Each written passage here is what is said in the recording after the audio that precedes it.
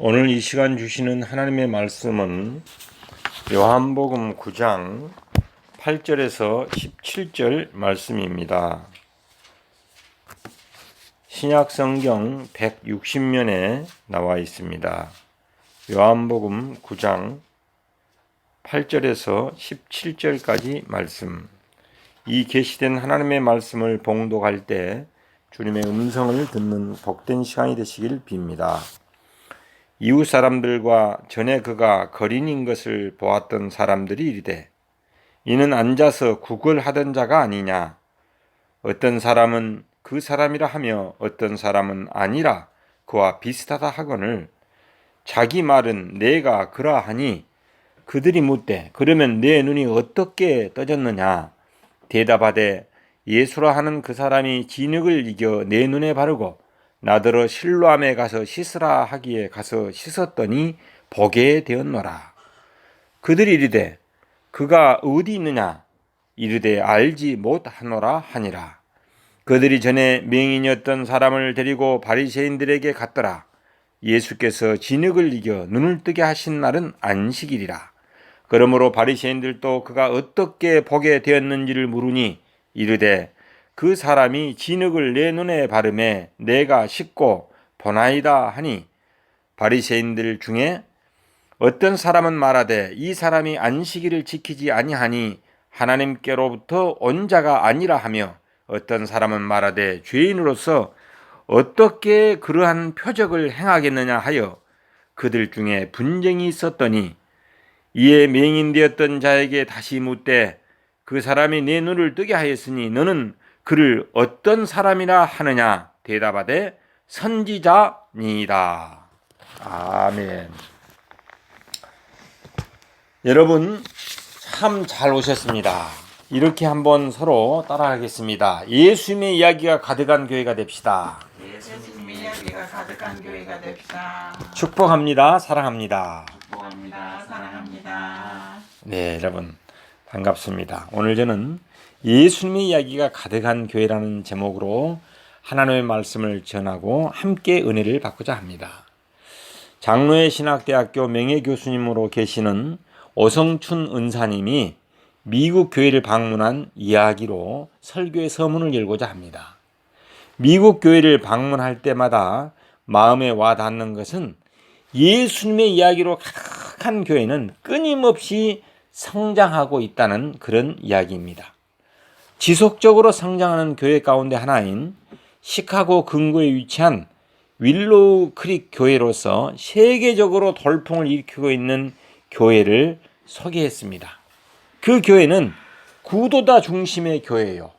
은사 배치를 잘하고 있고 또 열린 예배, 교제 중심의 예배당 구조 등 성장할 수 있는 여러 가지 여건이 갖추어져 있었다고 합니다. 그렇지만 그것보다도 이 모든 것을 합친 것보다도 더 중요한 성장 요인이 있었는데 그 요인이 무엇이냐? 바로 예수님의 이야기로 가득한 교회였다는 것입니다. 15명에서 16명의 목회자들이 그 교회를 방문했을 때 안내를 맡으신 분은 자원봉사자로서 그 교회에서 예수님을 영접하고 예수님의 은혜로 깨어진 가정을 다시 회복하고 삶의 기쁨을 다시 찾은 그 집사님이 이렇게 안내를 맡았다고 합니다. 그런데 그 집사님은 교수님이 도착하자마자 인사를 나눈 후에 이렇게 고백을 했다고 합니다. 여러분들은 우리 교회의 건물이나 구조나 여러 가지 보이는 활동을 보러 오신 것이 아닌 줄 압니다. 그런 것들은 다른 곳에서도 다른 교회에서도 얼마든지 찾을 수 있을 것입니다. 저는 이 교회의 주인이시오 살아계신 예수님께서 이 교회에 어떻게 역사하고 있는지를 보여드리겠습니다 라고 말하면서 집사님은 먼저 자기의 이야기를 고백했다고 합니다. 자기는 결혼해서 얼마 되지 않았어요. 아내와 성격이 서로 맞지 않고 여러 가지 생각이 다르다는 것을 발견하게 되었다고 합니다. 그때부터 그들 부부 사이에는 심각한 갈등이 시작되었고 드디어 이혼을 하게 되었다고 합니다. 그래서 이혼한 후에는 그는 너무 스트레스를 받고 수치와 자책에 사로잡혀서 회사에 갔다 오면은 두문불출하고 문을 딱 걸어 잠고 술에 절은 그런 삶을 살았다고 합니다. 그러던 어느 날 친구로부터 전화가 와서 자기와 함께 교회 가지 않겠느냐라고 친구가 권유를 했답니다. 그 말을 듣고 흥 하고 웃어버렸답니다. 어떻게 자기와 같은 사람이 예배당에 앉아서 있겠느냐는 것입니다. 그러나 그 친구는 끈질긴 설득으로 교회에 한번 가주기로 했다고 합니다. 그날 예배에 참석을 했는데 그 목사님의 이야기가 바로 자기에게 하는 이야기 같았다고 합니다. 그렇게 들리더랍니다. 그리고 그 다음 주일도 그리고 또 그 다음 주일도 스스로 교회를 갈 수밖에 없었다고 합니다. 네 번째 교회에 나가서 예수님을 인격적으로 영접하게 되었답니다. 그래서 예수님을 영접하고 마음의 평안이 얻을 때 평안이 다 찾아오더랍니다. 근데 그때 떠오르는 사람이 누구냐? 바로 이혼했던 그 전처가 생각나더랍니다. 그래서 집사님은 그녀에게 전화를 해서 교회에 가지 않겠느냐라고 물었더니 그녀는 이렇게 대답을 하더랍니다. 나는 교회 가고 싶은 생각은 전혀 없지만은 당신과 결혼하고 헤어진 지금까지 당신이 한 번도 교회에 가자고 하지 않았는데 당신의 처음 요구이니 한번 가기로 하지요 라고 하면서 교회에 출석하게 되었다고 합니다. 그래서 자기 아내도 자기와 같이 교회에 4번 출석한 후에 예수님을 영접하게 되었답니다. 그래서 그들은 예수님의 그 은혜의 감격 속에 다시 재결합을 하여서 지금은 행복하게 살고 있다고 합니다.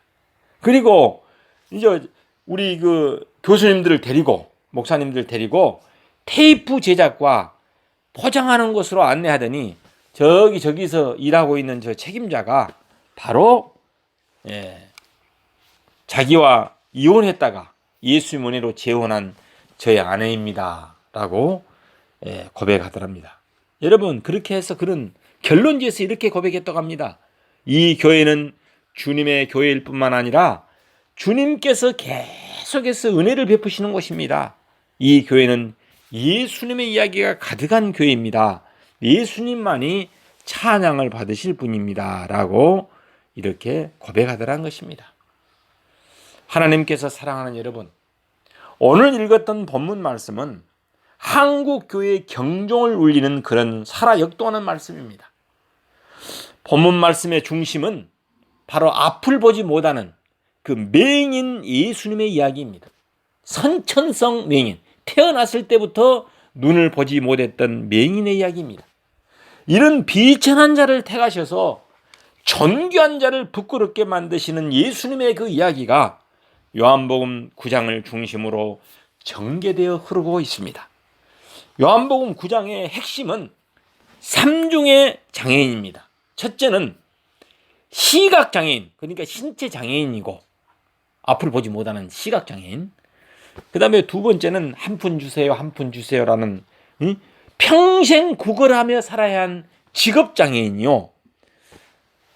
세 번째는 사람들 앞에 자기 얼굴을 보일 수 없는 관계장애인입니다. 그래서 그는 인간으로서의 존엄성과 가치를 상실하고 수치와 저주의 삶을 살아야 하는 소외된 자요, 눌린 자요, 가난한 자요, 비천하고 천대받고 버림받은 사람이었습니다. 심지어는 예수님의 제자들마저도 그를 동정하지 않고 요한복음 9장 2절에 보면 이렇게 말하고 있습니다. 이 사람이 소경으로 난 것이 누구의 죄로 인함이오니까? 자기의 죄입니까? 부모님의 죄입니까? 라고 자기들의 호기심의 대상으로 보고 있습니다. 이러한 자기 사람들 앞에 나서서 무엇을 해야 한다는 것은 있을 수 없는 일입니다. 오직 잠잠하고 처분만 기다려야 할 사람이 오늘 맹인입니다. 바로 앞을 보지 못하는 장님입니다. 그런데 그가 힘있게 예수님을 증거하고 있습니다. 요한복음 9장 15절 말씀에 보면은 그러므로 바리새인들도 그가 어떻게 되었는지 물으니 이르되 그 사람이 진흙을 내 눈에 바르매 내가 씻고 보나이다라고 예수님을 증거하고 있습니다. 예수님께서 진흙 있잖아요. 땅에 있는 진흙을 눈에 바르고 침을 발라서 눈에 딱 이렇게 바르고 실로암 모세가 씻어라. 그랬더니 침과 진흙과 실로암의 물이 만나자 그 선천성 장애인이 눈을 뜨게 되어서 지금 예수님을 지금 증거하고 있습니다. 요한복음 9장 25절의 말씀에 보면은 대답하되 그가 죄인인지 내가 알지 못하나 한 가지 아는 것은 내가 맹인으로 있다가 지금 보는 것입니다라고 증거하고 있습니다. 그 부모님도 무서워하여 바리새인들 앞에서 분명한 증거를 하지 못하고 거짓말을 했습니다. 왜냐하면 바리새인들이 부모님을 찾아가서 진짜 이거 네 아들이냐? 원래 이 선천성 장애, 이 시각 장애 있느냐라고 묻는 거야. 예. 근데 그 부모님은 직접 증거를 하게 되면 그때 당시에 예수님을 구원주로 시인하게 되면 바로 출교, 쫓아냄을 당해요. 그러다 보니까 부모님이 뭐라고 이야기하냐? 이렇게 말해요. 그 부모님은 누가 자기 아들을 고쳤는지 분명히 알면서도 요한복음 9장 21절에서 이렇게 말합니다. 지금 어떻게 되어 보는지 또는 누가 그의 눈을 뜨게 했는지 우리는 알지 못하나이다. 저에게 물어보소서. 아들에게 직접 물어봐라 그래요. 제가 장성하였으니 자기의 일을 말하리이다라고 뒤로 빠지고 있는 모습을 볼 수 있습니다. 지 아들을 죽어서. 그러나 맹인은 어때요? 힘있게 예수님을 증거하면서 조금도 두려워하지 않았습니다. 오히려 바리새인들의 입을 막아서 스스로 수치를 느끼게 만들고 있습니다. 이 내용을 보면 무슨 말씀이 생각나냐면은 예루살렘에서 일어났던 이 일이 사도 바울이 다메섹 도상에서 부활하신 예수 그리스도를 만나고 난 다음에 고린도 교회에다가 편지를 해요. 근데 그때 바로 이 맹인처럼 바울이 주장하는 모습을 우리는 볼 수 있습니다. 바울 사도는 고린도 교회에 편지하면서 이렇게 선포하였습니다. 제가 한번 고린도전서 1장 26절에서 28절 말씀을 한번 봉독하겠습니다. 형제들아 너희를 부르심을 보라. 육체를 따라 지혜로운 자가 많지 아니하며 능한 자가 많지 아니하며 문벌 좋은 자가 많지 아니한도다. 그러나 하나님께서 세상에 미련한 것들을 택하사 지혜 있는 자들을 부끄럽게 하려 하시고 세상에 약한 것들을 택하사 강한 것들을 부끄럽게 하려 하시며 하나님께서 세상에 천한 것들과 멸시받은 것들과 없는 것들을 택하사 있는 것들을 폐하려 하시나니라고 사도 바울은 힘있게 선포하고 있습니다. 바로 이 이야기가 뭐냐면 예루살렘 맹인의 이야기라고 할 수 있습니다. 예루살렘 맹인이 이렇게 지금 외치고 있는 거예요. 과감하게 눈치 보지 아니하고 선천성 평생 동안 눈을 보지 못했던 그가 눈을 떴으니 얼마나 감격이겠습니까? 사도 바울은 이 말씀하고 있는 그대로 육체를 따라서 맹인을 보면은 세상에 미련한 자요, 세상에 약한 것이요, 세상에 천한 것과 멸시받은 것과 없는 것이라고 말할 수 있습니다. 그러나 예수님은 맹인을 택하였어서 예루살렘의 지혜자요, 강한 자요, 있는 자인 바리새인들을 부끄럽게 만들고 계십니다. 맹인은 그들 앞에서 조금도 주저하지 않고 예수님을 증거하고 있습니다. 부끄러움에 어쩔 줄 모르는 바리새인들의 모습을 요한복음서는 생생하게 그리고 있습니다. 제가 한번 봉독하도록 하겠습니다. 요한복음 9장 28절에서 29절 말씀. 그들이 욕하여 이르되 너는 예수님의 제자이나 이게 맹인을 보고 이야기한 거예요. 너는 그의 제자이나 우리는 모세의 제자라. 하나님이 모세에게 말씀하시는 줄 우리가 알거니와 이 사람은 어디서 왔는지 알지 못하노라라고 말하고 있습니다. 그러면서 뭐라고 이야기합니까? 요한복음 9장 34절에 보면은 그들이 대답하여 이르되 내가 온전히 죄 가운데서 우리를 가르치느냐 하고 이에 쫓아내어 보내니라. 그러면서 바리새인들이 맹인의 당당한 증거를 듣고서 그 맹인을 출교시켜 버렸어요. 기가 막힌 일 아닙니까? 여러분, 예수님의 이야기에서 힘이 나오는 것을 우리는 볼 수 있습니다. 하나님의 말씀을 증거하는 것은 그가 아무리 미천하고 약하고 천하고 어리석어도 하나님은 언제든지 그를 택하여 힘 있는 하나님의 종으로 삼으실 수 있다는 것입니다. 성경은 인간의 지혜나 능력이나 문벌이나 재산이나 가진 것 등을 보지 않습니다. 그들이 어떤 학위를 받았는지도 바라보지 않습니다. 성경은 인간의 재능을 중시하지도 않습니다. 아무리 소외되고 눌리고 없는 자라 할지라도 하나님께서 원하신다면 그는 역사의 중심에 서서 하나님의 구원을 증거하는 대사역자가 될 수 있습니다. 오직 우리는 하나님을 바라봅시다. 그러면 그분이 하실 것입니다. 어떻게 비천한 맹인이 존귀한 자를 부끄럽게 만드는 놀라운 변신을 할 수 있었는가요? 그 중심은 바로 무엇이다? 예수님의 이야기에 있습니다. 그가 가진 재산이 있다면 예수님의 은혜로 소경이 고침을 받았다는 분명한 사실이 있습니다. 그는 사람들 앞에서도 또 부모님 앞에서도 바리새인들 앞에서도 예수님께서 자기의 눈을 고치셨다는 사실을 증거하고 있습니다. 그의 유일한 무기는 무엇이다? 한번 따라합시다. 예수님의 이야기. 예수님의 이야기. 그의 힘도 무엇이다고요? 예수님의 이야기입니다. 여러분, 예수님의 이야기에서 그의 힘이 나오는 것입니다. 그의 용기와 담대함도 예수님의 이야기에서 나왔습니다. 예수님은 그에게 자기를 증거라고 명하지 않으셨습니다. 예수님은 그를 공식적으로 증거자로 세우지도 않으셨습니다. 그런데 그는 자발적으로 힘있게 예수님을 증거하고 있습니다. 출교를 당한다 손치더라도 눈치 보지 않고 그는 증거하고 있습니다. 그 비밀이 어디에 있습니까? 바로 예수님의 이야기에 있는 것입니다. 그가 할 수 있는 일, 그가 알고 있는 것은 예수님께서 자기를 고치셨다는 분명한 사실에 근거하고 있습니다. 한국교회는 이처럼 힘있는 증거자들을 찾고 계십니다.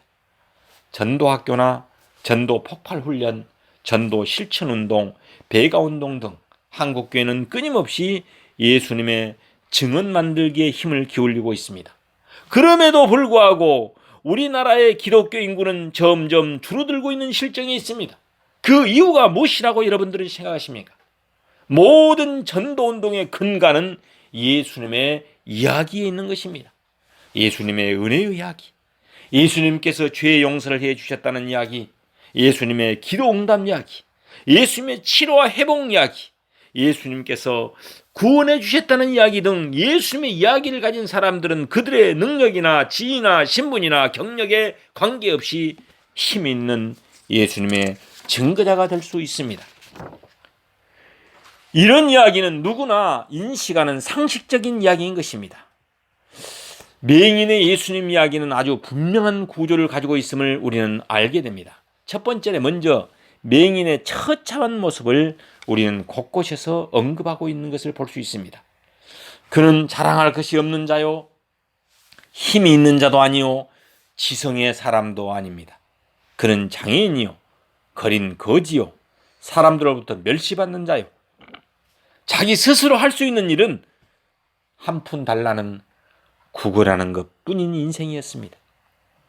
그러므로 요한복음은 맹인을 본받을 만한 사람이라든지 맹인같이 어떤 믿음을 가지라라고 하는 이야기를 전혀 하지 않고 있습니다. 그는 오직 하나님의 구원을 절실하게 필요로 하는 타락한 죄인일 뿐이었습니다. 두 번째로 맹인의 예수님의 그 이야기의 두 번째 구조를 보면은 그런 맹인에게 구원자 예수님께서 오셔서 무조건적인 은혜를 베풀고 계신다는 것입니다. 그가 예수님의 기적을 체험할 자격 요건을 가지고 있는가요? 여러분, 그렇지 않습니다.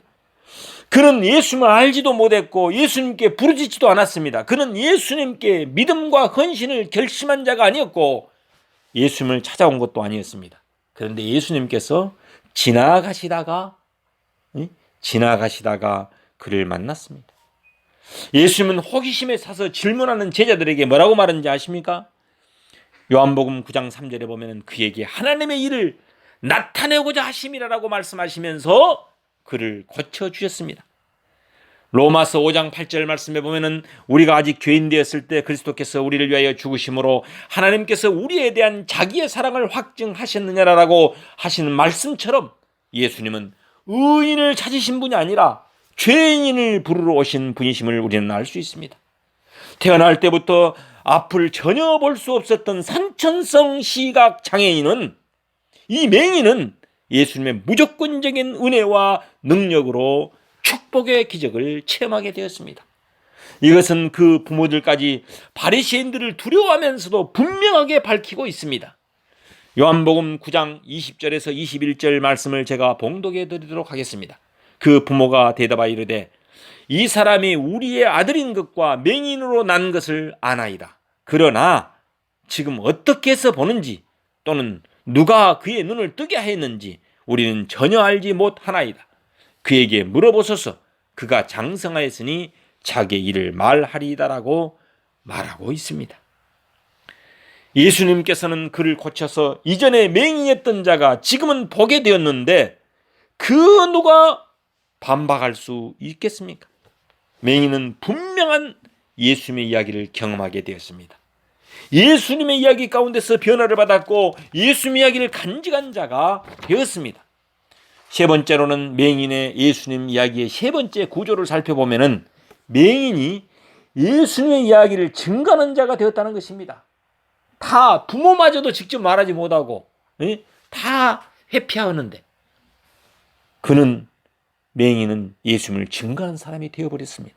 실제로 맹인은 예수님의 이야기를 하지 않을 수 없었던 것입니다. 그에게 일어난 변화가 너무나도 컸기 때문입니다. 평생 앞을 볼 수 없었던 선천성 시각장애인이었기 때문에 다시 말해서 예수님께서 하신 말씀이 너무나도 놀라웠기 때문에 사람들은 어째서 이런 일이 일어났는가를 묻지 않을 수 없었던 것입니다. 게다가 그 맹인은 예수님에서 눈을 뜨게 되어서 새 인생을 살게 된 것이 너무나도 놀라워서 자기의 경험, 즉 예수님의 이야기를 하지 않을 수 없었던 것입니다.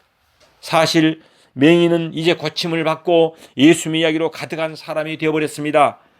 누가 툭 하고 건들면 자기 입에서 자기도 모르게 따라합시다. 예수 생명, 예수 치유, 예수님께서 고치셨다는 이야기가 나올 수밖에 없었습니다. 예수 치유. 그럴 거 아니에요. 생각해 보세요. 내가 그런 사람이었다 생각해 봐봐. 나도 모르게 나오게 돼 있는 것입니다. 사람들은 자기 속에 가득한 것을 입으로 이야기하게 되어 있습니다. 눈을 뜬 맹인 속에는 예수님 이야기가 가득하였으니 그가 예수님을 증거하는 것은 너무나도 당연한 일이었습니다. 오늘 본문의 말씀은 누가 헌신하고 충성했다는 이야기를 전하기보다는 예수님의 은혜와 기적의 이야기인 것입니다. 예수님을 증거하는 것이 오늘 본문의 키포인트, 핵심, 중심 사상입니다. 우리는 예수님의 이야기를 회복해야만 합니다. 그럼 어떻게 회복해야 할 것인가? 예수님의 이야기를 딱 이렇게 세 가지 이야기로 이렇게 정리해 보니까 이렇게 우리는 정리할 수 있습니다. 나는 나약하고 소망이 없는 맹인 같은 인생이었습니다. 이렇게 첫 번째. 두 번째로는 예수님께서 은혜 가운데서 나 같은 죄인을 찾아오셔서 새 사람으로 만들어 주셨습니다. 세 번째 고백은 그래서 저는 맹인처럼 예수님을 증거하겠습니다. 예수님은 우리의 구주십니다. 이렇게 세 단계로 신앙을 고백함으로써 예수님의 이야기가 가득한 사람, 예수님의 이야기가 가득한 교회가 되어서 하나님의 은혜의 역사를 이루어가는 저와 여러분이 되시기를 예수 이름으로 축원합니다. 아멘. 여기에 하나님의 말씀이 있습니다. 그들이 묻되 그러면 내 눈이 어떻게 떠졌느냐? 대답하되 예수라 하는 그 사람이 진흙을 이겨 내 눈에 바르고 나더러 실로암에 가서 씻으라 하기에 가서 씻었더니 보게 되었노라. 아멘. 기도하겠습니다. 치료와 회복의 하나님 아버지, 우리 교회가, 우리들이 예수님의 이야기로 가득한 사람, 예수님의 이야기로 가득한 교회가 되게 하여 주옵소서. 예수님의 은혜의 이야기, 예수님의 죄사함의 이야기, 예수님의 기도응답 이야기, 예수님께서 치료하신 이야기, 예수님께서 삭교를 구원하신 이야기 등등 예수님의 이야기로 가득한 교회와 가정과 사람이 되게 하여 주옵소서. 그래서 우리 교회를 통해서, 우리들을 통해서 지역 복음화와 민족 복음화와 세계 복음화의 기초를 놓는 주구하는 영혼을 구원하는 구원의 방주가 되게 하여 주옵소서. 우리의 구주 되시는 예수 그리스도 이름으로 기도 올립니다. 아멘. 하나님께 영광의 박수 올리겠습니다. 감사합니다.